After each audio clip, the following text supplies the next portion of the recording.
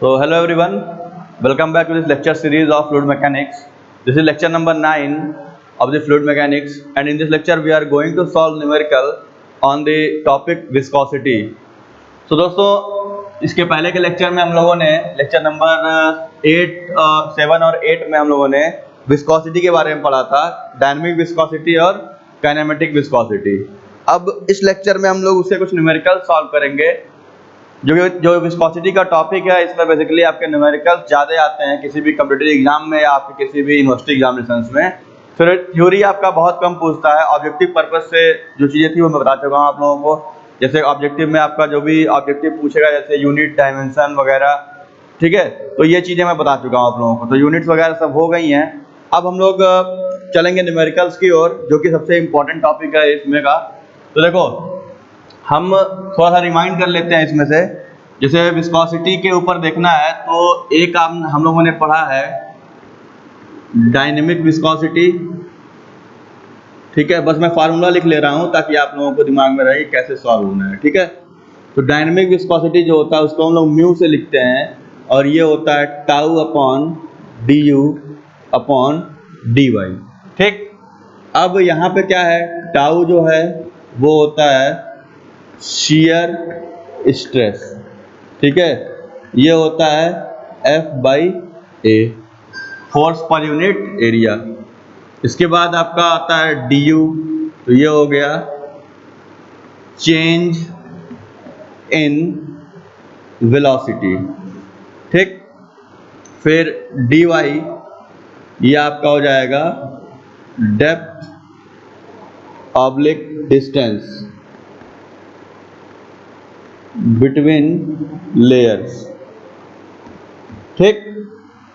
तो ये तीन चीजें यहाँ पे हो जाएंगी।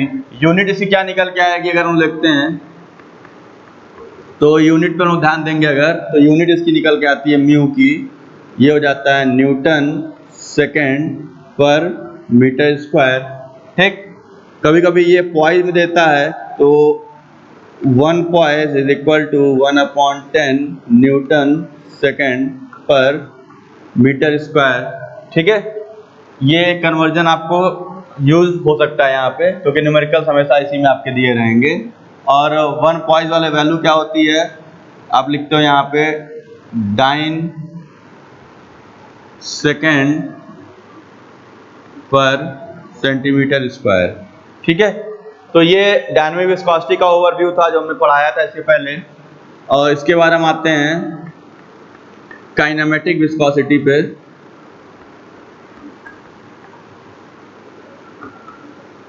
तो काइनेमेटिक विस्कोसिटी का क्या है, यहाँ पे इसको हम लोग न्यू से रिप्रेजेंट करते हैं। यू होता है ratio of mu divided by density, ठीक है। यानी डेंसिटी और डायनेमिक विस्कोसिटी को हम पहले तो डेंसिटी से डिवाइड कर देंगे तो हमें अपना काइनेमेटिक विस्कोसिटी यहाँ पे मिल जाएगा, ठीक। अब यहाँ पे ये तो पता है म्यू बराबर डायनेमिक विस्कोसिटी, ये आप यहीं से निकालोगे। ऊपर जो फार्मूला लिखा हुआ है, रो आपका होता है डेंसिटी, ये होता है आपका केजी पर मीटर क्यूब। अब इसकी अगर यूनिट की बात करें यहाँ पे, तो यूनिट ऑफ न्यू ये आपका हो जाता है मीटर स्क्वायर पर सेकेंड, ठीक है। या अगर उसमें जाओगे सीजीएस में तो ये हो जाएगा सेंटीमीटर स्क्वायर पर सेकेंड। तो इस वाले यूनिट को हम क्या लिखते हैं, 1 स्टोक, यानी सेंटीमीटर स्क्वायर पर सेकेंड। ये हो गया आपका स्टोक्स, और ये बराबर होता है 10⁻⁻⁴ मीटर स्क्वायर पर सेकेंड। तो ये इतने कन्वर्जन हैं जो आपको यूज पड़ेंगे इसके न्यूमेरिकल सॉल्व करने के लिए। तो हम लोग चलते हैं पहले क्वेश्चन के ऊपर, ठीक है। तो पहला क्वेश्चन मैं पढ़ रहा हूं, आप लोग नोट करिएगा। क्वेश्चन ये है आपका, अ plate is kept at a distance of 0.025 mm, kept at a distance 0.025 mm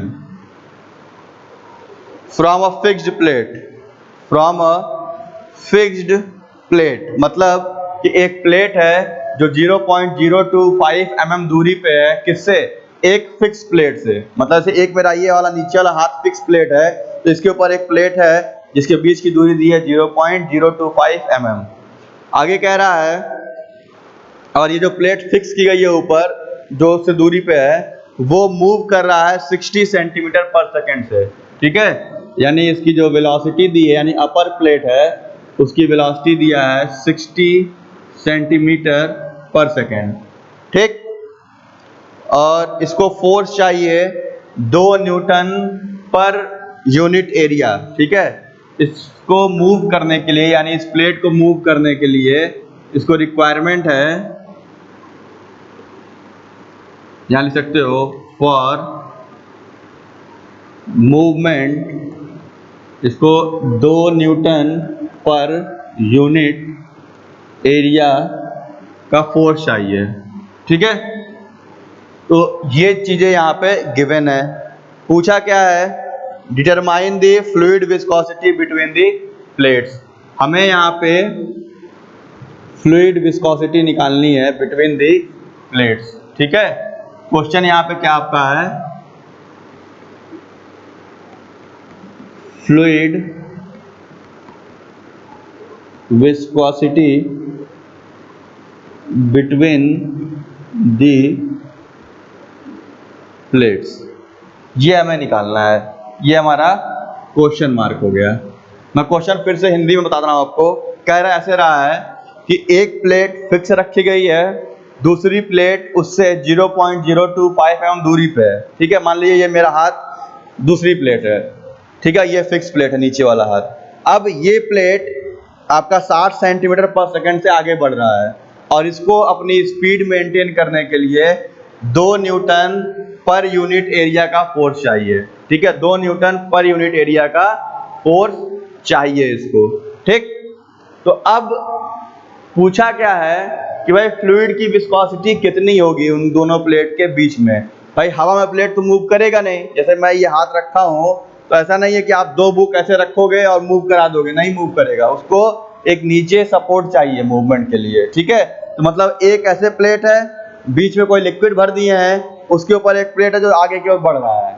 ठीक है, सिंपल है, समझो कि आप हवा में हो, आप दौड़ो, दौड़ पाओगे? नहीं दौड़ पाओगे, क्योंकि आपको कहीं रेजिस्टेंस नहीं मिल रहा होगा। ठीक है, प्रॉब्लम क्या होगी भाई? जैसे मैं अभी जमीन पे हूं तो मैं दौड़ूंगा तो मुझे एक रेजिस्टेंस मिलेगा जो मुझे आगे की ओर धकेलेगा। एक तरीके से मैं अगर आगे बढ़ रहा हूं तो मतलब वो एक तरीके से हमें एक कहते हो कि एक पुश मिलता है वहां पे। ये चीज अगर हम हवा में हो जाए तो क्या हवा में दौड़ पाओगे? नहीं दौड़ पाओगे, आपको कोई ना कोई एक मीडियम चाहिए जिसके ऊपर आप चल सको। तो वैसे ही 2 प्लेट है तो एक दूसरे प्लेट के बीच में कोई एक मीडियम होगा जिसके ऊपर वो ट्रेवल कर रहा होगा। तो यहाँ पे वो मीडियम दिया है फ्लूइड, कह रहा है उसकी विस्कोसिटी कितनी होगी। ठीक, तो हमें विस्कोसिटी निकालना है। तो अब क्वेश्चन में देखो, ना तो मेंशन है डायनेमिक पूछा है, ना ही मेंशन है काइनेमेटिक पूछा हुआ है। ठीक है, तो मैंने इसके पहले लेक्चर में जो मैं बताया था आपको, ये बताया था कि अगर आपके पास कोई भी डाटा गिवन नहीं है विस्कोसिटी के रिलेशन में, तो आप कुछ इनपुट डाटा देख लो, और अगर केवल विस्कोसिटी कहा है तो मैक्सिमम चांसेस है कि वो आपसे म्यू की वैल्यू पूछ रहा है।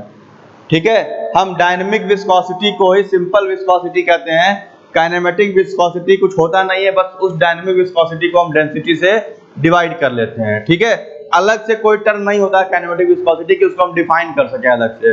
वो सिर्फ एक वैल्यू है, रेशियो है डायनेमिक विस्कोसिटी का डेंसिटी से। ठीक, तो अगर कोई भी न्यूमेरिकल आपको मिलता है जहां पे सिर्फ विस्कोसिटी मेंशन किया हुआ है, तो आपको वहां पे सिर्फ और सिर्फ विस्कोसिटी की वैल्यू निकालनी है, और वो कौन सी विस्कोसिटी होगी? वो होगी डायनेमिक विस्कोसिटी। तो अब हम आते हैं गिवन डाटा के ऊपर।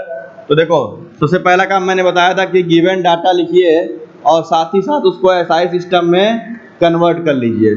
ठीक, अब देखिए गिवन डाटा में हमें निकालना है डायनेमिक विस्कोसिटी म्यू। यहाँ क्या लिखा है? Mu is equal to tau upon d u upon d y. ये लिखा है tau upon d u upon d y, इतना लिखा है ना। तो अब ये बताइए कि इस म्यू वाले कॉन्सेप्ट के हिसाब से हमें क्या क्या रिक्वायरमेंट है म्यू निकालने के लिए। पहला, आपको टाउ चाहिए, दूसरा डी और डी वाई का रेशियो चाहिए, ये निकालना है आपको। तो अब देखो डिस्टेंस दिया है 0.025 mm, तो इस रेशियो में ऊपर वेलोसिटी होता है, नीचे डिस्टेंस होता है, तो जो डी वाई है वो आपका होगा डिस्टेंस। मैं फिर रिपीट कर रहा हूं कि न्यूमेरिकल में अगर किसी डेप्थ डिस्टेंस की बात करेगा तो हमेशा वो वैल्यू डी वाई की होगी, ठीक है। क्योंकि यहाँ पे ऐसा नहीं कहेगा कि दो लेयर्स के बीच की दूरी, वो एक बियरिंग, कोई आपका प्लेट, कुछ भी ऐसा बात करेगा जहाँ पे आपको खुद समझना है कि उनके बीच की दूरी कितनी है। तो आपको ये सेंस खुद निकालना है न्यूमेरिकल से। जब डिस्टेंस कहीं दे दिया ऐसे ना, तो सिंपल उसको डी वाई मान लो एकदम। तो यहाँ पे डी वाई हो जाएगा आपका 0.025 mm में दिया है, तो 1 mm को अगर मीटर में ले जाओगे 10⁻³ हो जाएगा, ठीक है भाई। 1 मीटर बराबर 1000 mm, तो उसका उल्टा करोगे 10⁻³ मीटर हो जाएगा, ठीक।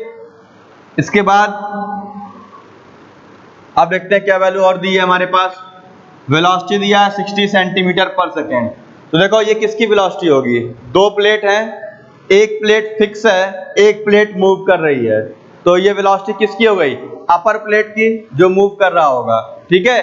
तो अब ये बताओ कि जैसे समझो ऐसे कि एक ऐसे प्लेट है, मैं थोड़ा डायग्राम बनाता हूँ इसका। मान लो ये ऐसे प्लेट है और एक प्लेट ऐसे है, अब इसको ऐसे समझ लो आप लोग, ठीक। ये प्लेट जो है ये आपका फिक्स है, ये आपका फिक्स्ड प्लेट है, और ये प्लेट मूव कर रहा है 60 सेंटीमीटर पर सेकेंड के हिसाब से, और इनके बीच का एक कोई भी फ्लूइड रखा गया है जिसकी विस्कोसिटी हमें फाइंड आउट करनी है, ठीक। और इसको मूव होने के लिए जो इसको फोर्स की रिक्वायरमेंट है वो है 2 न्यूटन पर यूनिट एरिया का, ठीक है। अब यहाँ पे आते हैं, तो ये 60 सेंटीमीटर पर सेकेंड क्या हो गया, वेलोसिटी। तो देखो हमने जब डायग्राम बनाया था लेयर वाला, इसको लेयर 1 मानो, इसको लेयर 2 मानो, ये आपका लेयर 2, ये आपका लेयर 1, जो मैंने इसके पहले लेक्चर में बताया आप लोगों को। तो इसकी वेलोसिटी अगर हम u मानते हैं तो इसका कितना होता है, u प्लस du, ठीक है। और du क्या होता है, हमें du ही लेके चलना है क्योंकि फार्मूला में du निकालना है। तो अब आप बताओ फिक्स्ड प्लेट का u कितना होगा, 0। भाई फिक्स जैसे कोई वेलोसिटी नहीं होगी तो u कितना हो गया, इसका 0 हो गया। मूविंग प्लेट में u की वैल्यू कितनी आ जाएगी, 0। तो जो बचा वो किसकी वेलोसिटी हो जाएगी, वो मूविंग प्लेट की एक्चुअल वेलोसिटी हो जाएगी, ठीक है। मैं फिर रिपीट कर रहा हूं कि du चेंज इन वेलोसिटी होता है, लेकिन आपके न्यूमेरिकल में इनिशियल वेलोसिटी नहीं दिया रहेगा। तो जो दिया है उसको क्वेश्चन से रिलेट कर लीजिएगा, कहीं ना कहीं वो स्टेटमेंट दिया होगा कि एक प्लेट फिक्स है, एक प्लेट मूविंग है, क्या एक कंपोनेंट फिक्स है, दूसरा कंपोनेंट मूविंग है। तो वहां आपको खुद समझना है कि du कितना लेके चला जाए, नहीं तो ऐसा ना हो कि आप वेलोसिटी का चेंज सोचो कि du का चेंज कहाँ मिल रहा होगा हमें। तो यहाँ पे क्या है कि अगर एक प्लेट आपने फिक्स कर दिया तो मूवमेंट तो नहीं हो रहा उसका, तो वहां पे u कितना हो जाएगा, 0 हो जाएगा आपका, ठीक है। तो जब u 0 हो गया तो मूविंग प्लेट का चेंज कितना आएगा, जितनी उसकी वेलोसिटी दी रहेगी। तो यहाँ पे यानी ऐसे लिख सकते हो कि du is equal to 60 into 10⁻⁻², ठीक है। और ये आ जाएगा आपका मीटर पर सेकंड में, क्योंकि ये सेंटीमीटर में दिया हुआ है, तो 1 मीटर और 100 सेंटीमीटर होता है, कन्वर्ट करो 60 × 10⁻² मीटर पर सेकंड हो जाएगा। du कैसे आया है, u माइनस u, ऐसे लिख सकते हो u plus du minus u, ये u और ये u 0 है आपका, तो यहां से du आ गया 60। अब यहां देखो रिक्वायरमेंट कितने की है, 2 न्यूटन पर यूनिट एरिया की, 2 न्यूटन पर यूनिट एरिया के फोर्स की यहाँ पे रिक्वायरमेंट है आपको, ठीक है। तो अब आप बताइए यहाँ पे 2 न्यूटन पर यूनिट एरिया की फोर्स की रिक्वायरमेंट है, तो ये क्या चीज दिया हुआ है। अगर इसको लिखो 2 न्यूटन पर यूनिट एरिया, ऐसे लिखते हैं 2 न्यूटन, और एरिया मान लेते हैं सिस्टम में, तो यूनिट एरिया क्या हो जाएगा, मीटर स्क्वायर। तो Newton per metre square pressure हो गया या स्ट्रेस हो गया। यहाँ किसका काम पढ़ना है, स्ट्रेस का। तो यानी ये आपकी टाउ की वैल्यू दी हुई है, शियर स्ट्रेस की वैल्यू यहाँ पे गिवन है। मैं फिर बता रहा हूँ यहाँ पे इस चीज को क्योंकि ये इंपॉर्टेंट पॉइंट है। It requires a force of 2 newton per unit area, मतलब कि 1 यूनिट एरिया मूव करने के लिए 2 न्यूटन का फोर्स चाहिए। तो यानी वो उस पर उतना स्ट्रेस इंड्यूस कर रहा होगा। ठीक है, कैसे निकालोगे, फोर्स अपॉन एरिया। एरिया की कोई वैल्यू नहीं दिया है तो हम मान लेंगे सारे सिस्टम में उसको मीटर स्क्वायर मान लेंगे। तो वो हो जाएगा 2 newton per metre square, that is equal to shear stress. ठीक है, अब हमको काफी कुछ डाटा यहाँ पे मिल गया है, तो हमें अब ओवरऑल निकालना है म्यू। तो म्यू बराबर यहाँ पे आते हैं, पहला ऊपर लिखेंगे टाउ, तो वो हो गया 2। ठीक है, यूनिट वही हो जाएगा newton per metre square upon du upon dy। तो du अपॉन dy पहले यही निकाल लो। तो देखो du कितना दिया है यहाँ पे, अगर यहाँ लिखना चाहो तो यहाँ भी लिख सकते हो। हम फार्मूला कौन सा यूज कर रहे हैं, मैं फार्मूला पहले लिखता हूँ। यहाँ पे ऊपर लिखा हुआ है tau upon du upon dy। अब हमें देखो यहाँ से टाउ मिल चुका है, ये हमारे टाउ की वैल्यू है, du मिल चुका है, dy मिल चुका है। तो अगर हम यहाँ से ऐसे निकालते हैं du अपॉन dy, तो देखो कितना आ जाएगा, ये du कितना हो गया 60 10 टू द पावर -2 और dy कितना हो गया 0.025 10 टू द पावर -3, इतना हो गया। तो देखो 10 टू पावर -2 और ये कैंसिल आउट हो जाएगा यहाँ से, तो यहाँ सिर्फ -1 बचेगा। ठीक है, तो ये वैल्यू अगर इस तरह लिखो यहाँ पे, तो देखो ये कितनी आ जाएगी, ये हो गया आपका 2 न्यूटन पर मीटर स्क्वायर है, तो अभी हम 2 लिख के चल रहे हैं। और du अपॉन dy कितना आया यहाँ से, देखो 60 यहाँ बचा है, यहाँ एक 10 टू द पावर -1 बचा हुआ है। ठीक है, तो इसमें से क्या करोगे 0.025 10 टू द पावर -1, एक डिजिट और खिसकेगा इधर की ओर, तो 0.0025 हो जाएगा, ये ऊपर हो जाएगा 60 डिवाइडेड बाई, इसको मैं ऐसे लिखता हूँ 60 डिवाइडेड बाई 0.0025। ठीक है, अब यहाँ से जो वैल्यू आएगी वो आपकी म्यू की वैल्यू आएगी। इसको कैलकुलेट कर लीजिए कितना आ रहा है।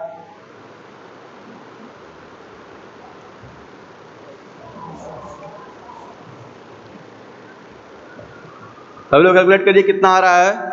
म्यू की वैल्यू आपकी हो जाएगी 8.33 10 to the power -5 newton second per metre square. 8.33 10 to the power -5 newton second per metre square, ये हो गया आपका विस्कोसिटी का वैल्यू। ठीक है, एक बार देख लीजिए इस क्वेश्चन को, वैल्यू मैच कर लीजिए सभी लोग, सबका इतना आ रहा है कि नहीं आ रहा है।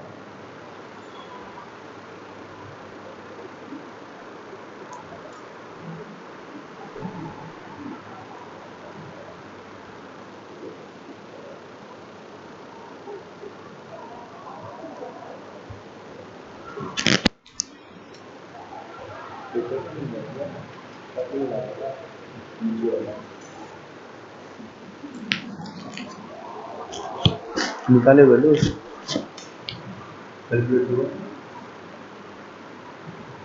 ये हो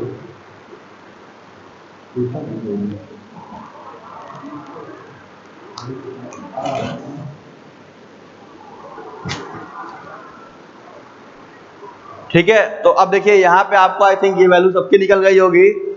अब आपको क्या करना होगा, अगर आपके पास टाइम है, ठीक है, एग्जाम में अगर टाइम मिलता है तो आपको क्या करना है, सिंपल कि विस्कोसिटी को इन जनरल हम लोग पॉइज में रखते हैं।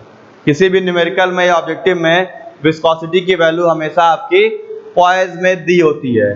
तो अगर आपके पास समय बचता है न्यूमेरिकल्स में तो इसको पॉइज में कन्वर्ट कर दीजिएगा, वरना मत करिएगा, ये आपके ऊपर है। लेकिन जो भी कॉम्पिटिटिव एग्जामिनेशन होंगे उसमें ये वैल्यू पॉइज में ही ऑब्जेक्टिव देगा आपको। कैसे न्यूमेरिकल दे दिया तो ऑब्जेक्टिव में वो पॉइज का ही सारा ऑप्शन दे के रखेगा, तो यहाँ पे कन्वर्ट करना पड़ेगा आपको। तो मैंने क्या लिखा है, 1 poise equal to 1/10 newton second per metre square. यहाँ पे देखिए 1 poise is equal to 1/10 newton second per metre square. तो हमारे पास कहाँ है, newton second per metre square में वैल्यू है, हमें किस में चेंज करना है, पॉइज में। तो 10 कहाँ जाएगा, ऊपर आ जाएगा यहाँ पे, ये 10 यहाँ मल्टीप्लाई होगा, ठीक है। तो इसको अगर हम ऐसे निकालते हैं इन CGS सिस्टम, तो हम क्या करेंगे कि म्यू की वैल्यू हो जाएगी 8.33, एक 10 से मल्टीप्लाई होगा तो -5 से एक कट जाएगा तो हो जाएगा -4, ये हो जाएगा आपका पॉइज, ठीक है। यानी ये मतलब क्या हुआ, डाइन सेकेंड पर सेंटीमीटर स्क्वायर। तो ये आपको याद रखना है कि अगर कोई ऑब्जेक्टिव क्वेश्चन आया है और अगर वहां पे आपकी वैल्यू पॉइज में पूछ रहा है, तो एक काम कभी मत करिएगा कि इनिशियल सारा सिस्टम CGS कर लेना, ठीक है। इनिशियल में आप सभी लोगों का सबसे पहला ऑब्जेक्टिव ये होगा कि हम पहले गिवन डाटा को SI सिस्टम में कन्वर्ट कर लें, ठीक है। अगर आप इनिशियली सब कुछ CGS में कर लोगे तो कहीं ना कहीं कुछ गलती होगी, क्योंकि आपको दिमाग में कहीं अगर G आ रहा हो, मान लो फोर्स वगैरह कुछ निकालना पड़ जाए, तो G आता है 9.81 मीटर पर सेकेंड स्क्वायर होता है, डेंसिटी होती है 1000 kg पर मीटर क्यूब। तो अगर आप CGS में स्टार्टिंग से लेके चलोगे तो आपको फिर ये सब भी चीजें चेंज करनी पड़ेंगी, और जो रन टाइम पे नहीं हो पाता है। यानी जब आप सॉल्व करते हो तो सभी लोग G की वैल्यू 9.81 रखोगे, कोई 981 नहीं रखता है, ठीक है। ऐसा ही आप 1000 kg पर मीटर क्यूब रखोगे, ये नहीं होगा कि आप उसको 1000 × 10⁻³ करके ग्राम में चेंज कर लें फिर रखें, ऐसा कोई नहीं करता है, ठीक। तो ये आपको ध्यान देना है कि हमें न्यूमेरिकल्स में डाटा लिख करके पहले स्टेप में उसको गिवन डाटा नोट करते वक्त ही SI सिस्टम में कन्वर्ट कर लेना है, और उस कन्वर्जन के बाद हम न्यूमेरिकल लगा लेंगे। लास्ट में हमें जो वैल्यू निकल के आएगी वो स्टैंडर्ड सिस्टम में मिल जाती है। अब फायदा क्या होता है कि ये वैल्यू में इस तरीके से प्रोसेस में कोई गलती नहीं होती है, ठीक है। लास्ट में वैल्यू आपको जब मिल गई Newton second per metre square में, तो आप जिसमें मन करे, जिस यूनिट में मन करे आप उसको चेंज कर सकते हो, उसमें कोई दिक्कत नहीं होगी। लेकिन इनिशियल अगर चेंज कर लोगे तो हो सकता है कि आपके दिमाग में बाय मिस्टेक कोई वैल्यू आ जाएगी, जो कि आप SI में रख दोगे तो वो वहां पे गलत हो जाएगा आपका, ठीक है। तो ये वैल्यूज आप इसको नोट कर लो, ये पहला न्यूमेरिकल था, एकदम बेसिक है। अगर इसमें कोई भी प्रॉब्लम होगी या कोई और क्वेश्चन आपको नहीं समझ में आएगा तो आप कमेंट बॉक्स में नीचे उसको डाल सकते हो, मैं वहां पे आपको सॉल्व करके बता दूंगा, ठीक है।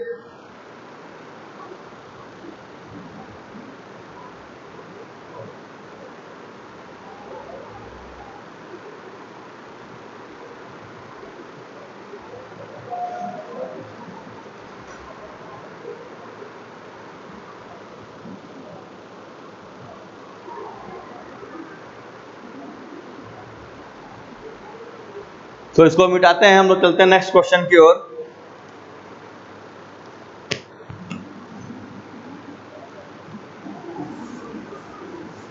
आई थिंक ये सबको समझ में आ गया होगा, सबसे बेसिक लेवल से मैंने बताया है। तो जो चीजें इसमें ध्यान देने वाली हैं वो सिर्फ ये कि du dy कैसे निकलेगा। सबसे मेजर इंपॉर्टेंस है आपके लिए कि what will be the value of velocity gradient या रेट ऑफ शियर स्ट्रेन या रेट ऑफ शियर डिफॉर्मेशन। इसका मतलब du/dy की वैल्यू हमें कैसे निकालनी है, ये सबसे बड़ा क्वेश्चन है आपके लिए। तो आपको कोई भी न्यूमेरिकल दिया है तो आपको इनपुट डाटा निकालना है कि जो डाटा हमें इनपुट मिल रहा है गिवन डाटा वो कितना दिया हुआ है, क्योंकि अगर वो डाटा आप सही सही लिख लोगे तो आपके न्यूमेरिकल्स में कहीं कोई गलती नहीं होगी, ठीक है। अब चलते हैं क्वेश्चन नंबर 2 की ओर। क्वेश्चन नंबर 2 आपका है काइनेमेटिक विस्कोसिटी का ले लेते हैं, फिर उसके बाद कंबाइन लेके चलेंगे, या हम लोग इसके बाद और टिपिकल एग्जांपल्स में चलेंगे कुछ न्यूमेरिकल्स में। तो क्वेश्चन नंबर 2 है find out the kinematic viscosity of an oil, find out the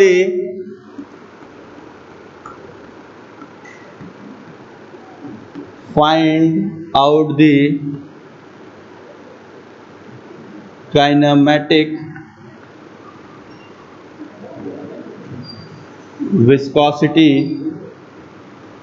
of an oil, ठीक है, यानी हमें अब यहाँ पे न्यू निकालना है, काइनेमेटिक विस्कोसिटी निकालनी है। अपन oil having density 981, having density 981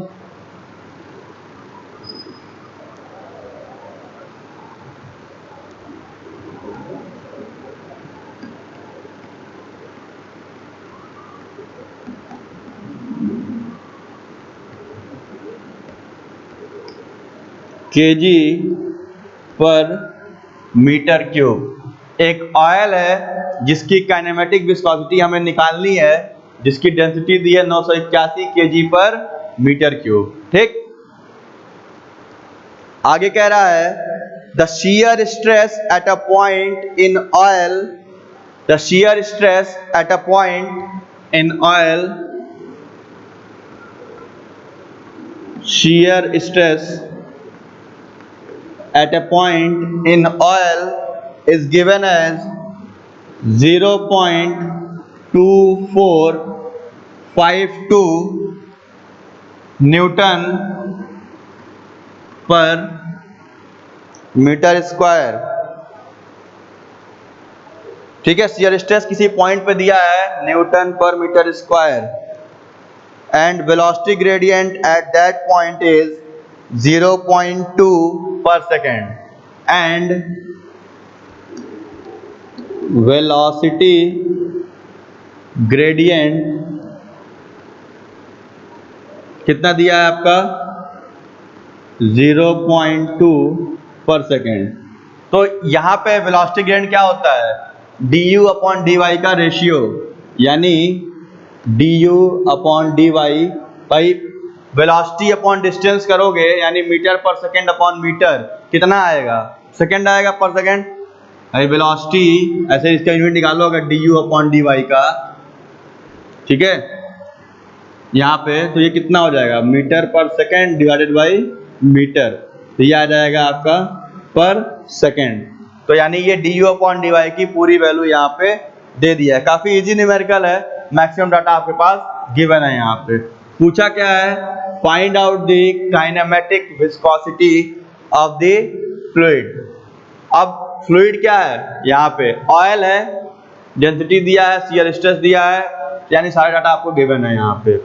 और सबसे मजे की बात यह है कि आपके पास कोई भी ऐसा कुछ कन्वर्जन नहीं है कि आपको CGS SI में ध्यान देना है यहाँ पे। ठीक है, सारा आपको ऐसा सिस्टम में दिया हुआ है, आप चेक कर लो। डेंसिटी दिया है, shear stress Newton per metre square में, वेलोसिटी ग्रेडियंट 0.2 पर सेकेंड में दिया है। हमें निकालना क्या है, nu is equal to mu by rho. अब प्रॉब्लम क्या है, रो तो दिया है यानी डेंसिटी तो दिया हुआ है भाई, रो यानी डेंसिटी गिवन है। सो देखिए यहाँ पे हम लोगों को विस्कोसिटी फाइंड आउट करनी है, वो भी काइनेमेटिक वाली। तो यहाँ पे आप देखिए म्यू अपॉन रो, हमें ये निकालना पड़ेगा इसके लिए, क्योंकि काइनेमेटिक विस्कोसिटी का फार्मूला क्या होता है, डायनेमिक विस्कोसिटी अपॉन डेंसिटी। अब इस पूरे स्टेटमेंट में हमारे पास यहाँ पे अगर बात की जाए तो म्यू का कोई वैल्यू गिवन नहीं है, म्यू की कोई वैल्यू यहाँ पे गिवन नहीं है। तो हम क्या करेंगे यहाँ से, फिर अगर म्यू की वैल्यू गिवन नहीं है तो अब आप यहाँ से क्या कर सकते हो, तो पहले हमें म्यू निकालना है। तो हम जानते हैं म्यू बराबर tau divided by du upon dy होता है, ये डायनेमिक विस्कोसिटी का फॉर्मूला है। तो आपको कभी भी अगर कोई न्यूमेरिकल आता है जिसमें डायरेक्ट आपसे काइनेमेटिक विस्कोसिटी पूछा है, तो वहां पे पहले आपको डायनेमिक विस्कोसिटी निकालनी पड़ेगी और फिर उसको आपको डेंसिटी से डिवाइड करना पड़ेगा। ठीक है, ये प्रोसेस होता है इसको सॉल्व करने का। ऐसा नहीं है कि आप डायनेमिक विस्कोसिटी ना निकालो, डायरेक्ट काइनेमेटिक विस्कोसिटी निकालोगे तो फाइंड आउट ही आप नहीं कर सकते। ठीक, तो हम आते हैं पहले अपने म्यू वाले टर्म पे। तो यहाँ से म्यू निकालने के लिए हमें क्या चाहिए, टाउ।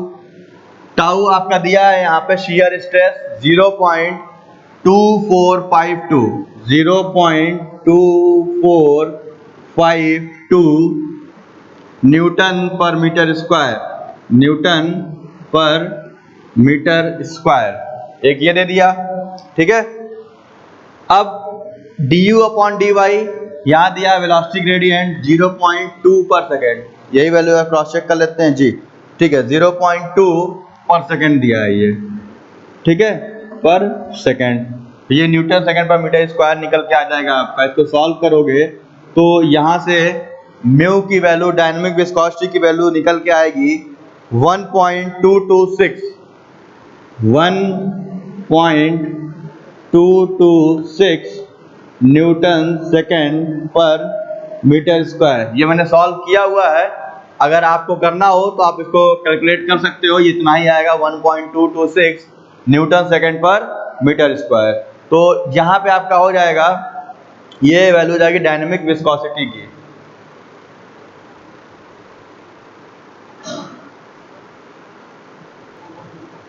तो यहाँ पे ये आपको डायनेमिक विस्कोसिटी की वैल्यू मिल गई। अब इसके बाद आपको निकालना है काइनेमेटिक विस्कोसिटी, तो अब हम इसको आसानी से निकाल सकते हैं। डायनेमिक विस्कोसिटी आपके पास दिया है 1.226 और divided by density of the liquid, और ये क्या कह रहा है, viscosity of oil having density 981 kg पर मीटर क्यूब, यानी ये डिवाइड होगा 981 से। ठीक है, तो म्यू बाई रो कर दोगे, यहां से आपको वैल्यू मिल जाएगी काइनेमेटिक विस्कोसिटी के। देखो कितना आता है, कैलकुलेट करिए इसको आप लोग।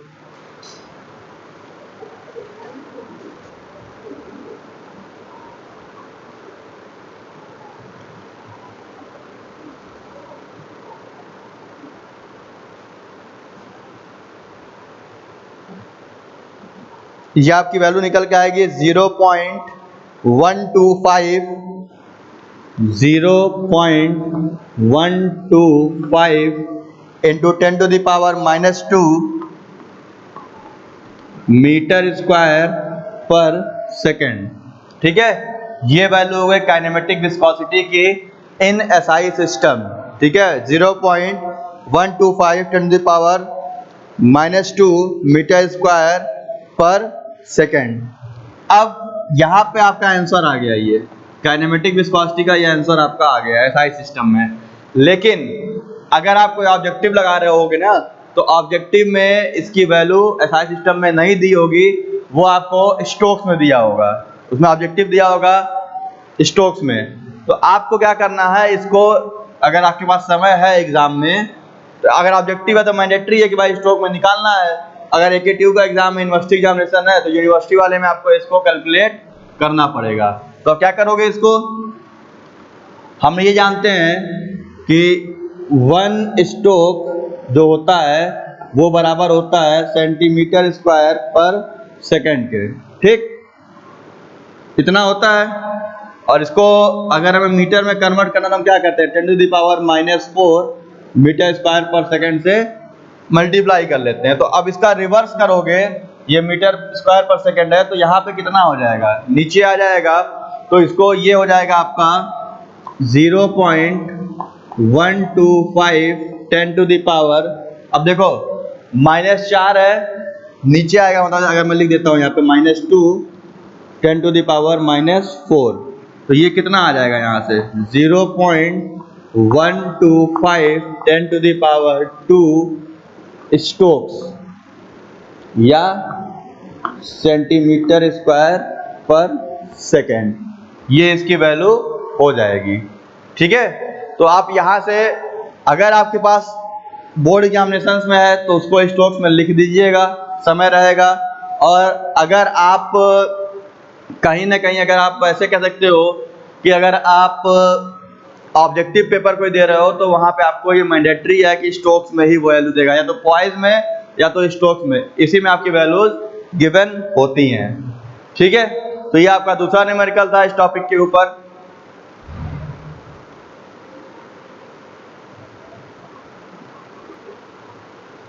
तो अब आगे चलते हैं इसमें अगले क्वेश्चन पे, क्वेश्चन नंबर 3। अभी उन्होंने 2 क्वेश्चन देखे थे, एक डायनेमिक विस्कोसिटी पे और एक काइनेमेटिक विस्कोसिटी पे। अब अगले क्वेश्चन पे चलते हैं। क्वेश्चन ये है, determine the viscosity of liquid having kinematic viscosity 6 Stokes and specific gravity 1.9। ठीक है, मतलब ये है कि हमें यहाँ पे विस्कोसिटी फाइंड आउट करनी है,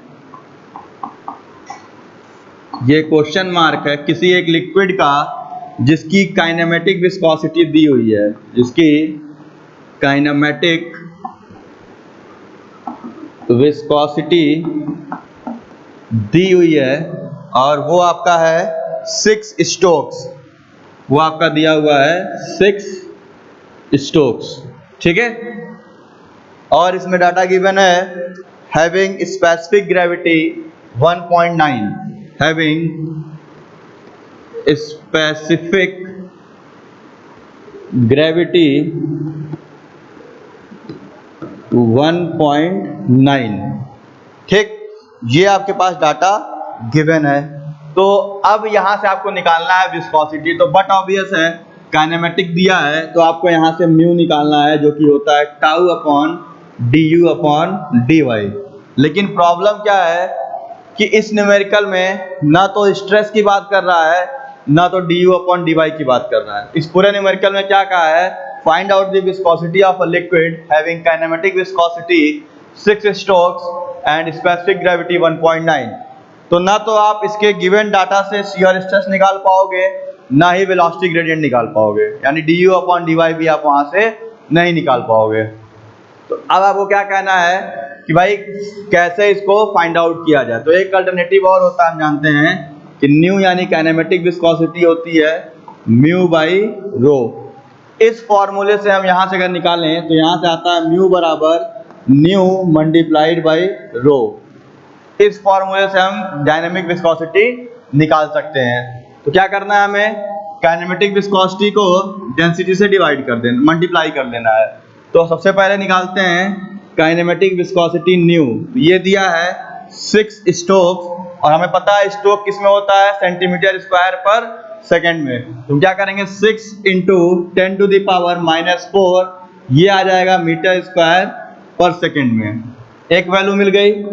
दूसरा निकालते हैं डेंसिटी। तो डेंसिटी क्या होता है, हमें पता है स्पेसिफिक ग्रेविटी होता है density of the given liquid upon density of the standard liquid, ठीक है। तो अब यहां से क्या करोगे, डेंसिटी निकालने के लिए भाई जिस लिक्विड का डेंसिटी हमें निकालना होगा तो हम क्या करेंगे, वो रहता है न्यूमरेटर में।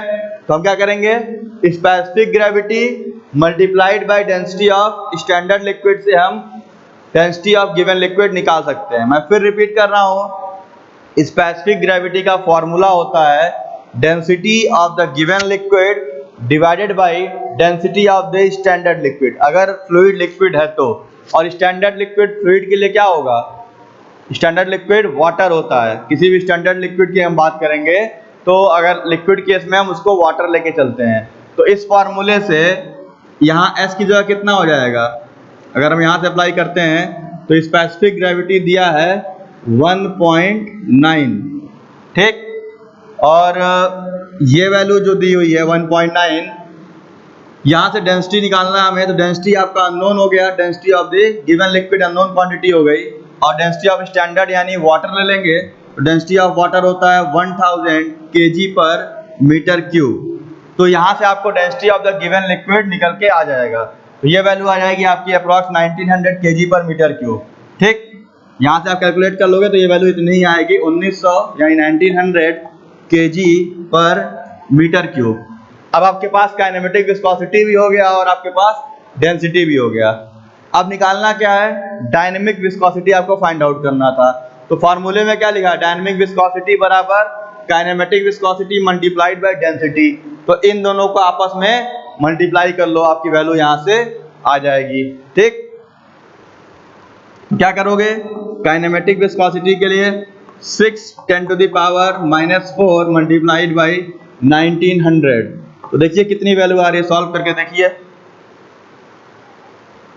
ये निकल के आ रही है 1.14 Newton second per metre square, ठीक।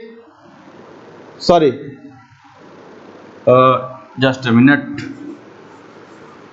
ये आपको म्यू निकालना था या न्यू लिख गया था, ठीक है। तो ये म्यू हो गया। अब यहां से आपको अगर पॉइज में लिखना है तो क्या हो जाएगा, म्यू इज इक्वल टू, ये हो जाएगा 11.4 पॉइज। ठीक है, पॉइज छोटी यूनिट है, ठीक है, यानी सेंटीमीटर वाला टर्म जब सीजीएस आता है तो सीजीएस छोटा होता है एसआई से।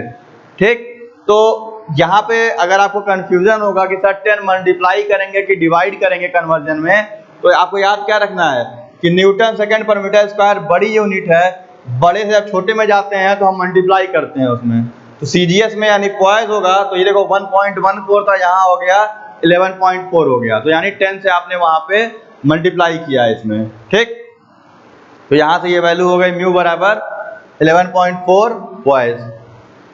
तो आपका एक वैल्यू तो ये है, तो आप ये भी निकाल लीजिएगा, बाद में इसको भी निकालने की हैबिट रखिए आप लोग। मैं बार बार रिपीट कर रहा हूं कि आप एसआई और सीजीएस दोनों में वैल्यू निकालने की प्रैक्टिस रखो, कंपटीशन में काफी काम आएगा आपके लिए। तो इसको नोट डाउन कर लीजिए आप लोग।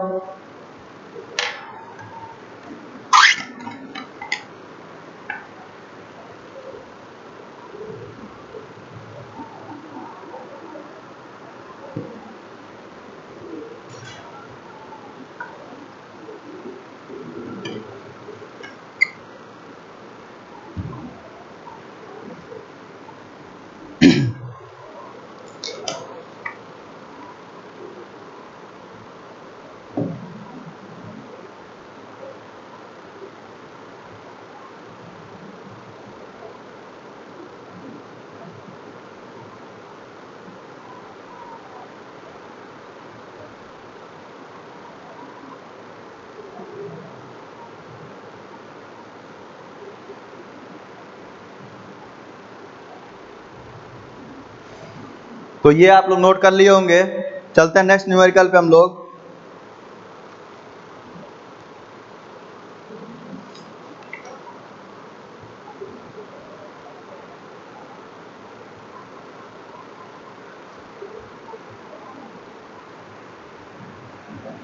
क्वेश्चन नंबर 4 पे थोड़ा सा इससे अलग हुआ है, इसमें आपको पावर भी निकालना है, तो थोड़ा क्वेश्चन अलग पैटर्न पे है इसलिए मैं करा रहा हूं इसको।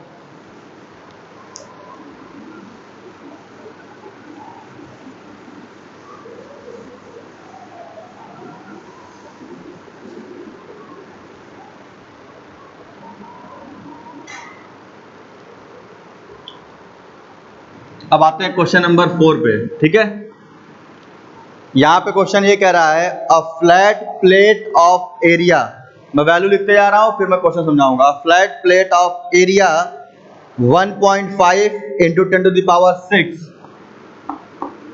1.5 into 10 to the power 6 mm square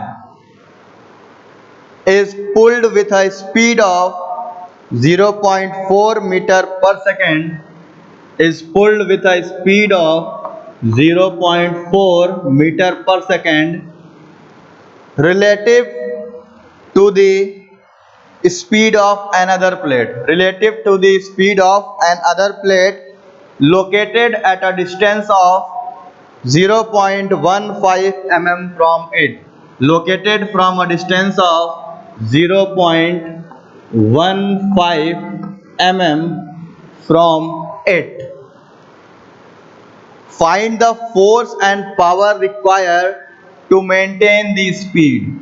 Find the force and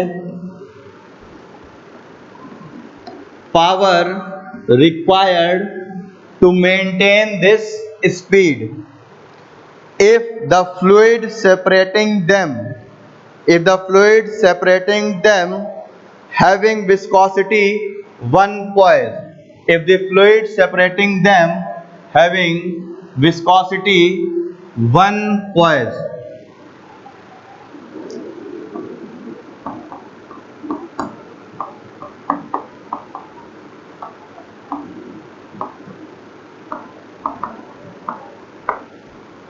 ठीक है। अब मैं क्वेश्चन समझाता हूं इस तरीके से। क्वेश्चन ये कह रहा है कि दो प्लेट हैं, उनमें एक प्लेट का एरिया दिया हुआ है 1.5 10 to the power 6 mm square, ये आपका एरिया दे दिया है। मतलब एक प्लेट है, प्लेट जस्ट मान लो ये ऐसे एक प्लेट है कोई, ठीक है, तो ये इसका एरिया जो होगा, मतलब ऐसे अगर फ्लो कर रहा है तो ये इसका एरिया जो ये सरफेस एरिया है इसकी बात कर रहा है, तो ये दिया हुआ है 1.5 × 10⁶ mm²। अब ये प्लेट किसी एक प्लेट के रेफरेंस पे मूव कर रहा है, मतलब कि ये प्लेट एक दूसरे प्लेट के ऊपर से मूव कर रहा है और इसकी रिलेटिव वेलोसिटी है वो दी है 0.4। तो रिलेटिव वेलोसिटी क्या होती है? रिलेटिव वेलोसिटी वही जो du होता है ना, कैसे निकालते हैं, u plus du minus u, तो यही आपका होता है रिलेटिव वेलोसिटी। ठीक है, मतलब दोनों में के अलग अलग, मतलब कह देते हो कि उनके सापेक्ष क्या चल के आ रहा है। जैसे हम 10 से जा रहे हैं, कोई अगर हमारे बगल से 15 की स्पीड से जा रहा है तो रिलेटिव वेलोसिटी उसकी 5 की हो जाएगी। ठीक है, क्योंकि हम दोनों का 10-10 कैंसिल हो जाएगा, 5 का रिलेटिव निकल के आ जाएगा, तो यानी ये चेंज हो जाएगा, दैट इज du। अगर मेरी वेलोसिटी 10 है, आपकी वेलोसिटी 15 है, दोनों एक डायरेक्शन में भाग रहे हैं, तो चेंज कितने का है दोनों में? रिलेटिव क्या है? 5, तो वो आपका du कहलाएगा यहाँ से, यानी रिलेटिव ये हो जाएगा आपका du। ठीक है, अब यहां से बात करते हैं इसको, ये तो हो गया du की वैल्यू, ये हो गया dy की वैल्यू। विस्कोसिटी दिया है 1 पॉइज, तो क्या करोगे? मैंने पहले बताया था कि आपको सबसे पहले कन्वर्जन चेक कर लेना है, जैसे वैल्यू लिखोगे आपको कन्वर्ट कर लेना है। विस्कोसिटी 1 पॉइज दिया है, यानी ये हो जाएगा 0.1 Newton second per metre square. यहाँ मैंने कहीं लिखा होगा इसको, यहाँ लिखा है 1 पॉइज को 1/10 कर देंगे तो ये इसमें कन्वर्ट हो जाएगा Newton second per metre square में। dy दिया हुआ है 0.15 mm। ठीक है, क्या करोगे इसमें 10⁻³ मल्टीप्लाई कर दोगे तो ये आ जाएगा आपका मीटर में, और यहाँ पे एरिया दिया है 10⁻, यहाँ पे -6 मल्टीप्लाई कर दोगे तो ये आ जाएगा आपका मीटर स्क्वायर में। तो सबसे पहला काम क्या है कि कोई भी न्यूमेरिकल अगर आपको दिया हुआ है तो हर न्यूमेरिकल में जो गिवन डाटा है उसकी यूनिट को आप पहले एसआई सिस्टम में लेके आओ।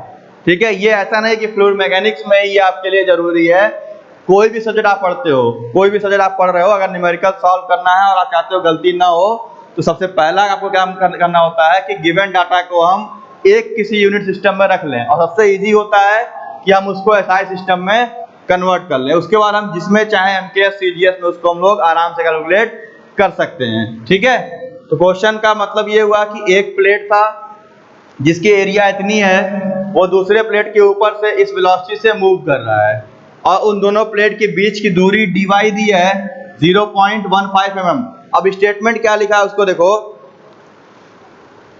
मैं फिर रिपीट कर रहा हूँ, अ flat plate of area 1.5 × 10⁻⁶ mm² is pulled with a speed of 0.4 meter per second with relative to another plate located at a distance of 0.15 mm from it।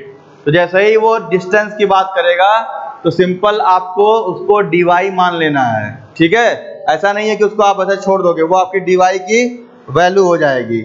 अब हमें क्या निकालना है, हमें फाइंड आउट करना है अपना यहाँ से कि फोर्स कितना होगा और पावर कितना होगा। तो अब आपको ये समझ में आ रहा होगा कि सर इस क्वेश्चन में विस्कोसिटी के बारे में तो दे दिया है, तो फोर्स और पावर कैसे निकल के आएगा। ठीक है, तो आपको कैसे समझना पड़ेगा इसको। अगर हम विस्कोसिटी के फॉर्मूले पे चलते हैं तो देखो यहाँ कहीं फोर्स नहीं अभी आपको दिख रहा है, अगर आप ऊपर देखो तो कहीं कुछ फोर्स आपको डायरेक्टली नहीं गिवन है, लेकिन अगर फॉर्मूले को हम स्प्लिट करते हैं तो mu is equal to tau upon du upon dy में से अगर टाउ निकालते हैं तो ये होता है शियर स्ट्रेस और ये होता है force acting per unit area. तो अगर हम इस फॉर्मूले से टाउ निकाल लें तो टाउ के बाद हम यहाँ से इसका फोर्स निकाल सकते हैं। ठीक, तो पहला ऑब्जेक्टिव क्या है कि हमें एनी हाउ यहाँ से टाउ निकालना है। तो टाउ बराबर क्या होता है, म्यू du अपॉन dy। अब देखो क्या क्या वैल्यू हमारे पास है। विस्कोसिटी म्यू गिवन है क्योंकि पॉइज दिया है, पॉइज डायनेमिक वाले का होता है, इसलिए हमने उसको म्यू लिख लिया। तो ये हो गया म्यू यहाँ पे। अब du अपॉन dy, du भी गिवन है, dy भी गिवन है, तो यहाँ से इसको निकाल लेते हैं। तो म्यू आ गया आपका 0.1 into du upon dy, du की वैल्यू 0.4 अपॉन dy, इसकी वैल्यू 0.15, ठीक है, इंटू 10 टू द पावर -3। तो म्यू du dy से आपका यहां से टाउ निकल जाएगा, दैट इज शियर स्ट्रेस। तो कैलकुलेट करिए देखिए कितना आ रहा है आपका टाउ।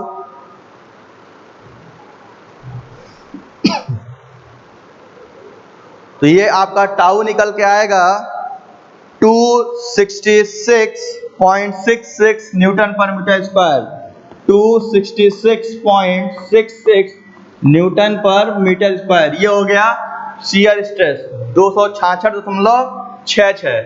अब यहां से हमको फोर्स निकालना है, तो हमें पता है टाउ बराबर F/A होता है। हम अभी बताएं आपको शियर स्ट्रेस होता है force, resting force per unit area. तो अभी हम यहाँ पे टाउ कैसे लिखते हैं, फोर्स पर यूनिट एरिया। यहाँ से F क्या हो जाएगा, हमें फोर्स ही निकालना है, तो F हो जाएगा tau multiplied by area.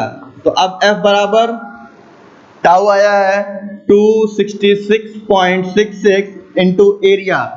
Area यहाँ कितना आया देखो 1.5 10 टू द पावर 6 था mm स्क्वायर में, हमने 10 टू द पावर -6 मल्टीप्लाई किया मीटर स्क्वायर के लिए, तो -6 + 6 ये पूरा क्या हो जाएगा, यहाँ से ये आपस में कैंसिल होगा। mm स्क्वायर को मीटर स्क्वायर में कन्वर्ट करने के लिए -6 से आप मल्टीप्लाई कर लोगे, यहाँ ऑलरेडी +6 था हमारे पास, वो दोनों आपका कैंसिल हो गया, यानी ये वैल्यू कितनी हो गई 1.5 मीटर स्क्वायर। ऐसे अगर लिखना चाहो तो ये हो जाएगा 1.5 मीटर स्क्वायर, ठीक। तो यहाँ पे एरिया कितना लिखोगे 1.5 मीटर स्क्वायर। तो यहाँ से इसको निकालो, तो ये वैल्यू आपकी निकल के आ जाएगी, फोर्स जो निकल के आएगा, ये आपका जो कैलकुलेट करके मैंने रखा है, ये वैल्यू आपकी हो जाएगी 400 न्यूटन, ठीक है। ये अप्रॉक्स आपकी वैल्यू आ रही है 400 न्यूटन। कैलकुलेट कर लीजिएगा इसको आप लोग, ये आएगा 400 न्यूटन। तो ये तो हो गया पहला क्वेश्चन फोर्स निकालने का। अब आते हैं दूसरे क्वेश्चन पे, पूछा है पावर निकालने का, ठीक है। तो पावर जैसे आप देखते हो, तो पावर आप कैसे निकालोगे, सिंपल तरीका है फोर्स इंटू वेलोसिटी से। अगर आपको पावर फाइंड आउट करना है तो यहाँ क्या करोगे, simple power is equal to, अगर हम F मल्टीप्लाइड बाई U कर लें, यानी फोर्स मल्टीप्लाइड बाई वेलोसिटी, तो सीधे हमें अपना यहाँ से पावर मिल जाएगा आपका, ठीक है। तो अब आपको क्या करना है, सिंपल फोर्स और वेलोसिटी को मल्टीप्लिकेशन कर देना है। फोर्स हम निकाल चुके हैं जो कि 400 है, और वेलोसिटी आपका दिया है 0.4, ठीक है। तो ये आपका सिंपल है, यहां से आप कैलकुलेट कर लोगे, ये आपको यहां से पावर की वैल्यू मिल जाएगी, ठीक है। ये आपका रहेगा 160 वाट के आसपास, ठीक है। ये 4 चौक 16 और ये आ जाएगा 160 वाट के आसपास आपका पावर निकल के आ जाएगा। तो दोनों देख लीजिए आप लोग कैसे ये सॉल्व हुआ है, फोर्स और पावर।